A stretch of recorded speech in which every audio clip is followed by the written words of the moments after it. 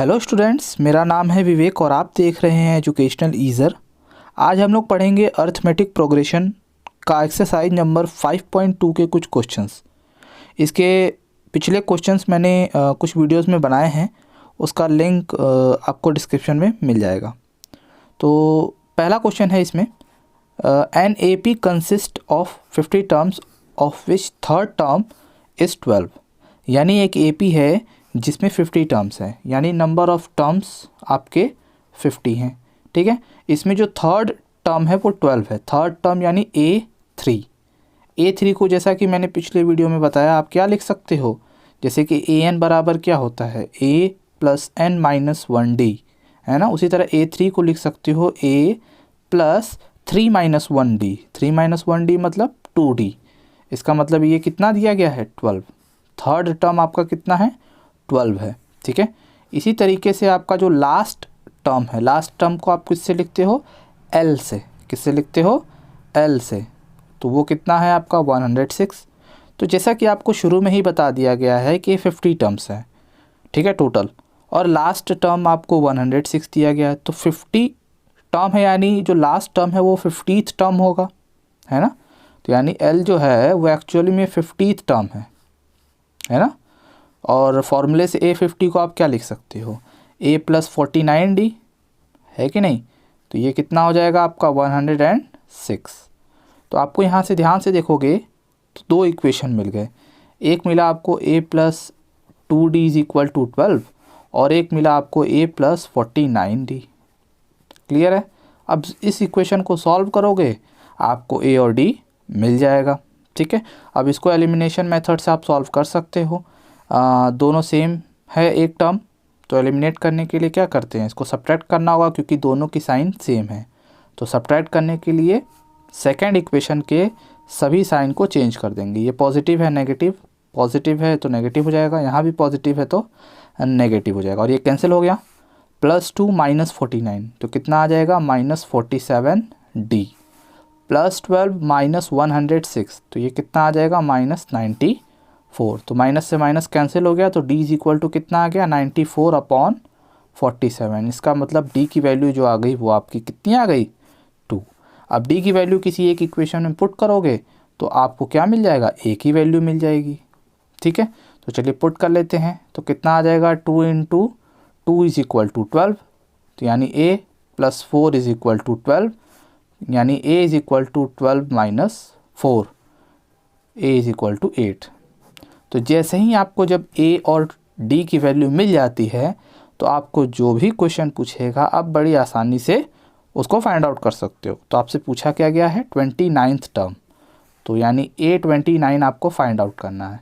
ठीक है, तो फॉर्मूले से क्या बन जाएगा, AN बराबर A plus N minus 1D होता है, तो A29 क्या हो जाएगा A प्लस 28D। अब इसमें वैल्यू पुट करते हैं। A कितना है आपका 8 और D की वैल्यू कितनी है 2, तो ये कितना हो जाएगा 8 प्लस 56 और ये आ जाएगा आपका 64। तो देखा कितनी इजीली सॉल्व कर दिया गया। आपको जो दिया गया था उसी की हेल्प से आपने A और D की वैल्यू फाइंड आउट किया, दो इक्वेशन बना के, एंड देन जो पूछेगा उसके बाद तो आप फाइंड आउट कर लोगे। क्लियर। नेक्स्ट क्वेश्चन है, नेक्स्ट क्वेश्चन में क्या कह रहा है, if the third and ninth term, यानी आपको यहाँ पर A3 की वैल्यू दी गई है। A3 मतलब थर्ड टर्म। जैसा कि मैंने आपको पिछले क्वेश्चन में बताया कि A3 यानी थर्ड टर्म के लिए आप फॉर्मूला क्या बना दोगे A प्लस 2D, उसकी वैल्यू कितनी दी गई है 4। ठीक है, और आपको नाइन्थ टर्म भी दिया गया है, यानी A9 मतलब A प्लस 8D, उसकी वैल्यू कितनी दी गई है -8। तो ये दो चीज़ें आपको गिवन है। ठीक है, फिर कह रहा है which term of this AP is 0। तो ये तो हम तब फाइंड आउट करेंगे जब हमें A और D मिल जाएगा। तो जैसा कि आपको पता है इसको हम सॉल्व करेंगे और A और D की वैल्यू फाइंड आउट करेंगे। तो पहला इक्वेशन है हमारा ये, दूसरा इक्वेशन है हमारा ये। तो इनको सॉल्व करने के लिए एलिमिनेशन मेथड, तो साइन चेंज हो जाएगा, यहाँ माइनस है तो ये प्लस हो जाएगा। ठीक है, ये कैंसिल हो गया, +2 माइनस 8 यानी -60, +4 + 8 तो कितना हो जाएगा 12। तो D इज इक्वल टू 12/-6, यानी D की वैल्यू कितनी आ गई -2। अब D की वैल्यू किसी एक इक्वेशन में पुट करोगे तो आपको क्या मिल जाएगा ए मिल जाएगा। चलिए पुट कर लेते हैं, तो बहुत सिंपल है, फटाफट इसको सॉल्व करेंगे। तो ये कितना आ जाएगा, 2 2 जा 4, -4 आएगा, और जब इधर ट्रांसफ़र हो जाएगा तो +4, यानी ए की वैल्यू भी आपको मिल गई। आपसे पूछा क्या है, पूछा है कि कौन सा टर्म ज़ीरो होगा। हमें पता नहीं है कौन सा टर्म है, तो हम सपोज़ कर लेते हैं कि nth टर्म जो है आपका ज़ीरो है। ठीक है, हमको पता नहीं तो ऑब्वियस सी बात है, कोई भी टर्म को हम ज़ीरो ले सकते हैं, सपोज़ कर सकते हैं। तो nth टर्म को हमने ज़ीरो ले लिया। तो nth टर्म का फॉर्मूला क्या होता है भाई, a + n-1d। तो यानी फॉर्मूला भी ज़ीरो होगा। जब nth टर्म को आपने ज़ीरो लिया है तो उसका फॉर्मूला भी ज़ीरो होगा। अब वैल्यू यहाँ पुट करो आप, a की वैल्यू है 8, n आपको पता नहीं है, d आपको पता है -2। अब इसको आप सॉल्व करोगे, ठीक है। 8 को पहले इधर ट्रांसफ़र करोगे तो क्या आएगा, ठीक है, +8 है तो इधर आ जाएगा -8। अब -2 मल्टीप्लिकेशन में है तो उधर जाएगा तो कहाँ जाएगा, डिवाइड में जाएगा। तो -8/-2, और ये सॉल्व होके कितना आ गया, 4। ठीक है, अब यानी यहाँ से आप आगे सॉल्व करोगे तो n-1 = 4। तो यानी यहाँ से कितना आ जाएगा, 4 + 1, यानी n = 5। यानी इससे क्या पता चला कि फिफ्थ टर्म जो ये AP, जिस AP की ये बात कर रहा है क्वेश्चन, उस AP के फिफ्थ टर्म जो आपका होगा वो ज़ीरो होगा। क्योंकि हमें पता नहीं था, तो हमने nth टर्म को ज़ीरो सपोज़ किया था, और जहाँ n की वैल्यू हमारे सामने क्या आई, 5।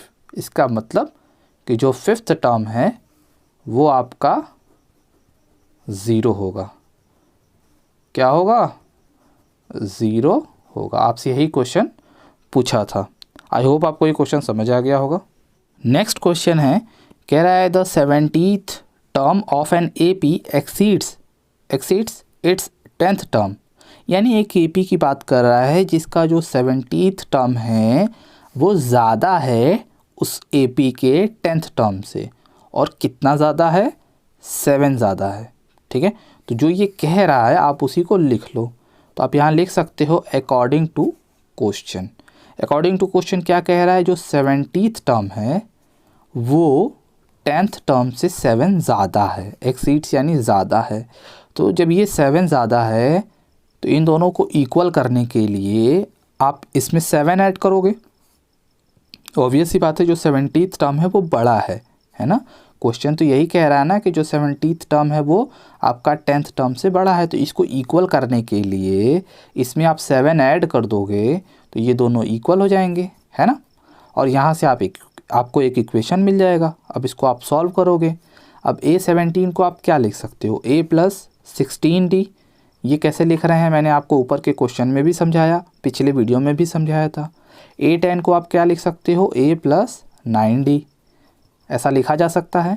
अब इसको हम सॉल्व करेंगे तो यहाँ पे आप देखो A से A कैंसिल हो गया। भाई दोनों में A ही रहेगा, क्योंकि दोनों जो टर्म की बात कर रहा है दोनों एक ही AP का है, इसीलिए फर्स्ट टर्म दोनों का सेम होगा। 16D इधर रहेगा, 9D को इधर ट्रांसफ़र कर देंगे और 7 इसी साइड रहेगा। अब इसको सब्ट्रैक्ट करेंगे तो 7D = 7, यानी यहाँ से जो D की वैल्यू आ जाएगी वो आ जाएगी 1। और आपसे पूछा क्या है, कॉमन डिफरेंस। कॉमन डिफरेंस क्या होता है, D। तो D की वैल्यू तो आ गई, यानी हमें जो पूछा गया था वो हमें मिल गया है। ठीक है, सिंपल सा क्वेश्चन है। आई होप आपको ये क्वेश्चन समझ आ गया होगा। नेक्स्ट क्वेश्चन है, कह रहा है आपका which term of the AP 3, 15, 27, 39 ... ये एक आपका AP दिया गया है। कह रहा है कौन सा टर्म ऐसा है जो कि 54th टर्म से बड़ा है, और वो भी कितना, 132। जैसा पिछला क्वेश्चन था वैसा ही है, लेकिन उसमें आपसे कह दिया था कि ये टर्म इस टर्म से बड़ा है। लेकिन यहाँ पर आपको कह रहा है कौन सा टर्म। जब ऐसा पूछता है तो आप मान लेते हो कि लेट nth टर्म। ठीक है, nth टर्म यानी an जो है वो बिगर है 54th टर्म से। ठीक है, यही क्वेश्चन कह रहा है आपसे कि विच टर्म। तो आप सपोज कर लिया कि nth टर्म 54th टर्म से बड़ा है। कितना बड़ा है, 132। तो आप अकॉर्डिंग टू क्वेश्चन आप इसको पुट कर सकते हो कि जो आपका an है वो A54 से 132 बड़ा है। तो ऑब्वियस सी बात है, आप इसमें 132 ऐड करोगे A54th टर्म में, यानी 54th टर्म में तब ये दोनों इक्वल हो जाएंगे, जैसा कि पिछले क्वेश्चन में किया। अब इसमें वैल्यू पुट करोगे तो ये क्या हो जाएगा, a plus n minus 1d, और ये क्या हो जाएगा, a plus 54 minus 1d। Clear है, इसमें तो कोई डाउट ही नहीं है ना। तो यहाँ पर आप देखोगे तो a से a कैंसिल हो गया, क्योंकि दोनों जो हैं एक ही AP के हैं, तो फर्स्ट टर्म 3 दोनों का रहेगा, तो ऑब्वियस है। d की वैल्यू यहाँ से आपको फाइंड आउट करना होगा, तो d आप यहाँ से फाइंड आउट कर लो। तो 15 माइनस 3 यानी 12, d की वैल्यू कितनी आ जाएगी, 12। तो हम यहाँ पुट करेंगे, तो d की वैल्यू हम यहाँ 12 पुट करेंगे। चलिए यहाँ 53 आ गया प्लस 132, ठीक है। इसको फर्दर सॉल्व करते हैं, तो 53 में 12 से मल्टीप्लाई करोगे तो 12 3 जा 36, 3 कैरी आ गया, 12 5 जा 60 प्लस 3, ठीक है। अब 132 इसमें ऐड कर लेंगे, ठीक है। ऐड करने पे कितना आ जाएगा, 6 और 2 8, 3 और 3 6, और 6 और 1 7। अब 12 यहाँ मल्टीप्लिकेशन में है, तो ये कहाँ चला आएगा, डिवाइड में चला आएगा, ठीक है। अब डिवाइड में चला जाएगा तो कितना आ जाएगा, 768 अपॉन 12। इसको अगर डिवाइड करें इससे तो 12 5 जा 60, 12 6 जा 72, तो आया 4 और 8, 12 4 जा 48, ठीक है। अब आप देख सकते हो -1 है, इधर आएगा तो ट्रांसफ़र होके ऐड हो जाएगा इसमें आपका, तो यानी 65। तो यहाँ पे आपसे क्वेश्चन पूछा था कि 54th टर्म से वो कौन सा ऐसा टर्म है जो बड़ा होगा, और वो भी कितना बड़ा होगा, 132 बड़ा होगा। तो ऑब्वियस सी बात है, वो कौन सा टर्म है, 65th टर्म, यानी 65th टर्म जो है आपका 54th टर्म से बड़ा है, वो भी कितना बड़ा है, 132। तो जैसा क्वेश्चन कहा वैसा हमने अकॉर्डिंग टू क्वेश्चन पुट करके सॉल्व कर लिया, जैसा कि पिछले क्वेश्चन में भी हम लोगों ने किया था। क्लियर। नेक्स्ट क्वेश्चन है हमारा, 2 APs have the same common difference.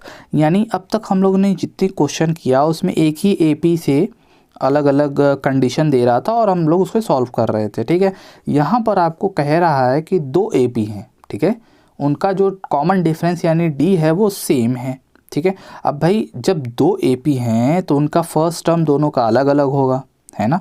तो हम सपोज कर लेते हैं कि let A and A are the first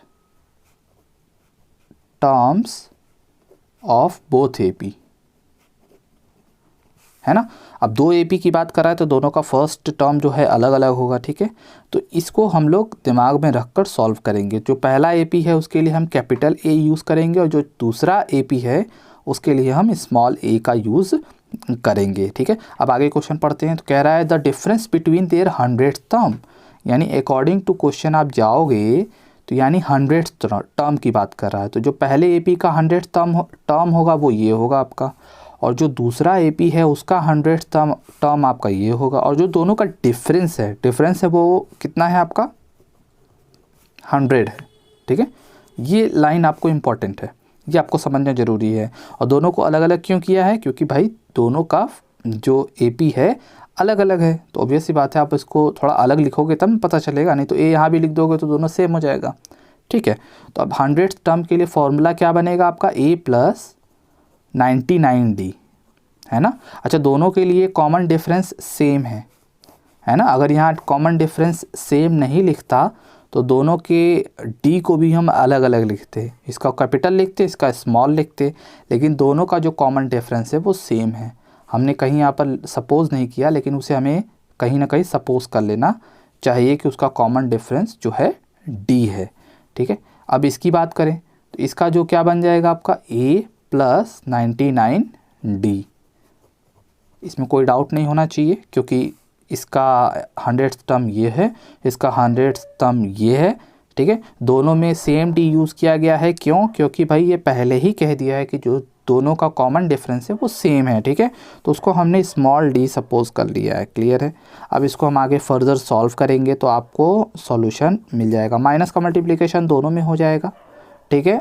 तो आप इसको ऐसे ही आगे सॉल्व करोगे तो यहाँ देखोगे आप 99D से 99D कैंसिल हो जाएगा, A माइनस A की वैल्यू आपको एक तरह से मिल जाएगी, ठीक है। अब हम इसको इसी तरह रहने देते हैं। अब हमें पता क्या करना है, हमें पता करना है 1000 टर्म का जो डिफरेंस है, यानी 1000 माइनस 1000, ये फाइंड आउट करना है। तो चलिए इसकी वैल्यूज़ पुट करते। 8000 यहाँ पे क्या बनेगा आपका, a प्लस 1000 माइनस 1 यानी 999d। ये कैसे लिखा जा रहा है ये मैं आपको पिछले वीडियो से ही बता रहा हूँ, ठीक है। आई होप आपको समझ आ रहा होगा ये कैसे लिखा जा रहा है। इसको अगर आपको लिखना हो तो a plus n minus 1d होता है, यानी n की जगह पे यहाँ पे कितना है 1000, सेम प्रोसेस, तो 999d, ठीक है।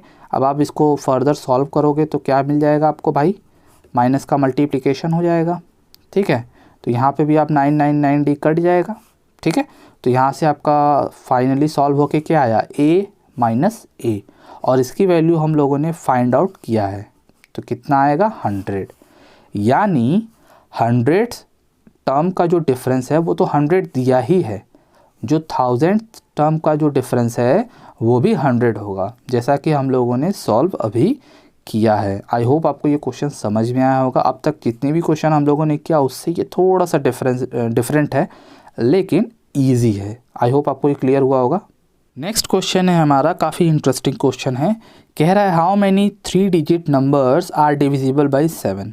अब भाई 3 डिजिट नंबर की बात हो रही है, तो 3 डिजिट नंबर शुरू होता है कहाँ से, आपका 100 से शुरू होता है और 999 तक जाता है, ठीक है। अब भाई इसमें से कुछ ही नंबर ऐसे होंगे जो 7 से डिविजिबल होंगे, ऑब्वियस सी बात है। हमें उन्हीं नंबर्स की काउंटिंग करनी है, और उन नंबर्स को अगर हम लिखेंगे शुरू से अंत तक तो वो कहीं ना कहीं एक AP बनाएगा। AP जानते ही आप, अर्थमेटिक प्रोग्रेशन, जो कि कॉमन डिफरेंस जिसका सेम होता है। यहाँ पे कॉमन डिफरेंस क्या हो जाएगा 7। तो हमें पता करना है कि 100 या 100 के बाद कौन सा ऐसा नंबर है जो 7 से डिविजिबल है, और 99 या मतलब 999 के पास कौन सा नंबर 7 से डिविजिबल है। तो आप जब चेक करोगे तो 100 भी डिविजिबल नहीं होता, 101 भी नहीं होता, 102 भी नहीं होता, 103 भी नहीं होता, 104 भी नहीं होता, लेकिन 105 जो है वो 7 से डिविजिबल है, ठीक है। ये पहला नंबर है जो 3 डिजिट का है जो 7 से डिविजिबल होता है। इसके बाद कौन डिविजिबल होगा, इसमें आप 7 ऐड करोगे यानी 112, फिर इसमें आप 7 ऐड करोगे 119, ये सब डिविजिबल होते जाएंगे। तो ऐसे कितने नंबर्स हैं जो डिविजिबल होंगे, ठीक है। तो ये तो ऐसे चलता जाएगा, हमें 999 तक जाना है।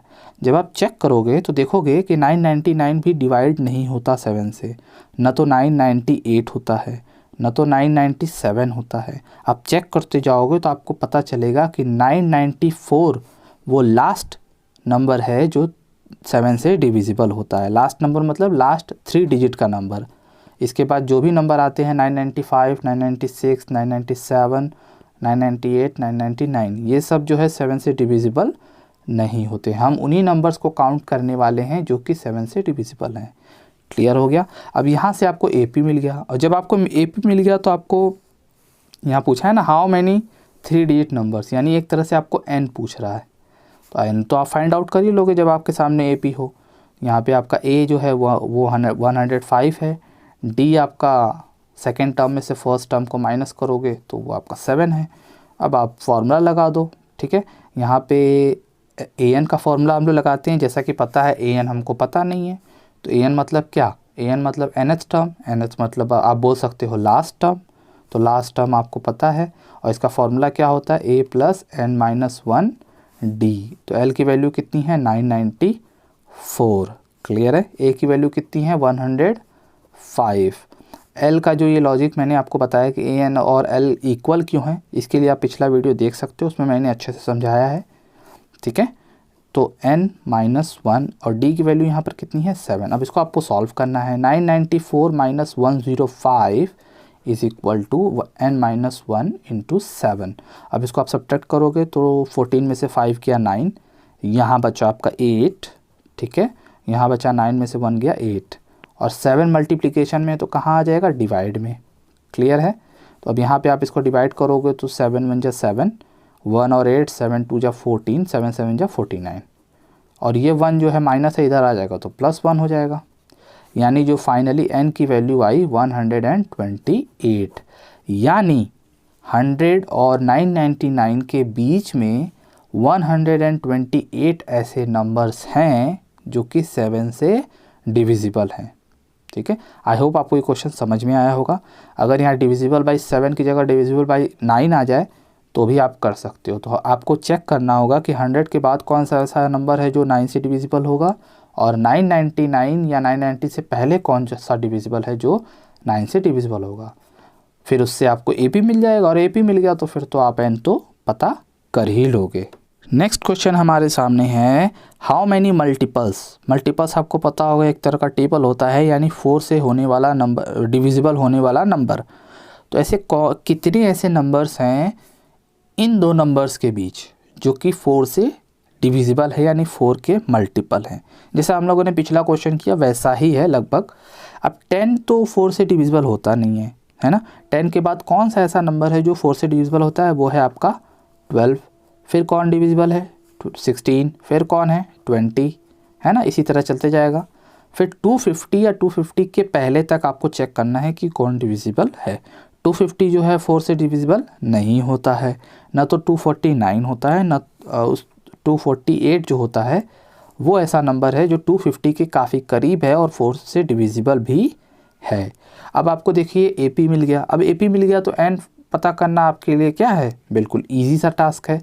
A आपका यहाँ पे 12 है, D आपका जो है यहाँ पे आप फाइंड आउट कर लोगे तो वो 4 है, L आपको दिया गया है तो L आप जानते हो वो AN ही होता है। ठीक है, तो यहाँ पे आप फॉर्मूला लिखोगे और इसमें वैल्यूज़ फटाफट पुट करके आसानी से इसको सॉल्व कर सकते हो, है ना। तो आप वैल्यू फटाफट पुट करोगे, 12 को इधर ट्रांसफ़र कर दोगे। ठीक है, जैसा कि मैं कर रहा हूँ, जैसा कि आप देख रहे होगे यहाँ पे आ जाएगा 236/4। क्लियर है, 4 से इसको डिवाइड करोगे तो 4 5 जा 20, 4 9 जा 36 इज इक्वल टू n-1, यानी n इज इक्वल टू 59 + 1 यानी 60।